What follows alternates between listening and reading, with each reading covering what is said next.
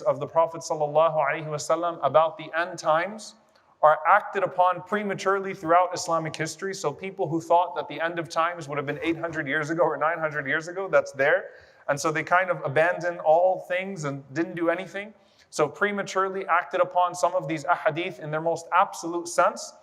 And there are others that deal with these ahadith in a very inappropriate way, where they use these ahadith to introduce things that are not actually concepts in the religion. And so let's be very clear. When there is a known good to busy yourself with, then it is good to busy yourself with that known good. And when there is a known wrong to combat and to work against, then it is always good to busy yourself in working against that which is wrong. But then when there's a lot of confusion in between, and gray areas, and disinformation, and chaos, and people don't know where to go or what to do, that's where holding yourself back becomes very important in this regard. And so let's talk about this for a moment, inshallah ta'ala. Before I get to this beautiful hadith of the Prophet ﷺ, where he gives 3 fundamental tips that a person can act upon to really keep themselves safe when things become confusing and distracting. This hadith is one in which Abu Umama asks Abu Tha'laba radiallahu ta'ala anhu, he says, this verse in the Quran, alaykum anfusakum, like worry about yourself. Worry about yourself, which is one of those statements that can be good or can be grossly misinterpreted, right? To mean abandon all others. Worry about yourself. He said, does that mean that like we really should not care about society or worry about what's happening outside of ourselves and outside of our homes? How do we deal with this? And he said, you know, I asked the Prophet ﷺ that question. And he said to me, بَلْ ائْتَمِرُوا بِالْمَعْرُوفِ وَتَنَاهَوْا عَنِ الْمُنْكَرِ. Rather, you should enjoin good and you should forbid evil. You should not abandon the act of enjoining good, doing good things, and working against that which is not good, working against that which is not wrong. You should enjoin good, you should forbid evil. But he said after that, sallallahu alayhi wa sallam, حَتَّى إِذَا رَأَيْتَ شُحًّا مُطَاعًا وَهَوًا مُتَّبَعًا وَدُنْيَا مُؤْثَرَةً وَإِعْجَابُ كُلِّ ذِي رَأْيٍ بِرَأْيِهِ فَعَلَيْكَ بِنَفْسِكَ وَدَعْ عَنْكَ الْعَوَامِ. Powerful narration. He said, until you see people reach this level, and this particular level, by the way, is an absolute level, but there are always going to be elements of these things. So he said, until you see people reach a point where شُحًّا مُطَاعًا means people succumb to their greed. Shuh is a very particular type of greed. It's to hold back what is due to God or due to the people around you. So holding back zakah, or not fulfilling the rights of your family, not fulfilling the rights of your society upon you, holding back your wealth, holding back what you owe to others, because people succumb to greed, which is a potential fault or flaw in all of us. They succumb to greed. Shuhan muta'an. Or he went on to say, wahawan muttaba'an, and people follow their lusts.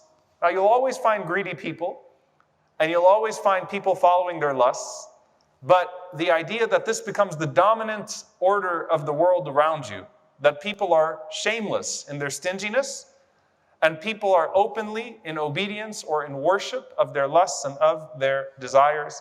And then he said, وَدُنْيَا مُؤْثَرَةً, and you find that people prefer the life of this world to the life of the hereafter, very clearly and very openly.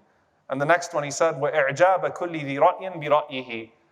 And every person has an opinion on everything. Everyone has an opinion on everything. And they're impressed by their own opinion. It's actually a very profound way of putting it. Everyone that could possibly have an opinion has an opinion on everything. So you have an opinion on everything from religion to science to medicine to biology to sociology. You know it all because you got something on WhatsApp that looked very compelling and you forwarded it and you were very compelled by it and very compelling with arguing why it's true. So, you know, there's very little dispute in the world today that there is mass disinformation. The dispute is about who's causing the mass disinformation, right? And who should be checking it, not whether or not there is mass disinformation. That's a fact at this point, right? We live in a post-truth world. But everyone that has an opinion on everything and is impressed by their own opinion. And if they have the spiritual corruption that is mentioned in the previous 3 categories, then their opinions are likely to follow that which gives them access to their lusts and makes them feel better about succumbing to their greed.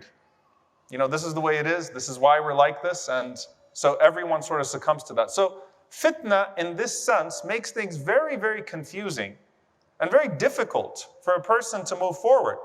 So the Prophet ﷺ said, so at that point, عَلَيْكَ بِنَفْسِكَ, look, worry about yourself. وَدَعْ عَنْكَ الْعَوَامِ, and leave the things that people are talking about and the affairs of the people, the masses.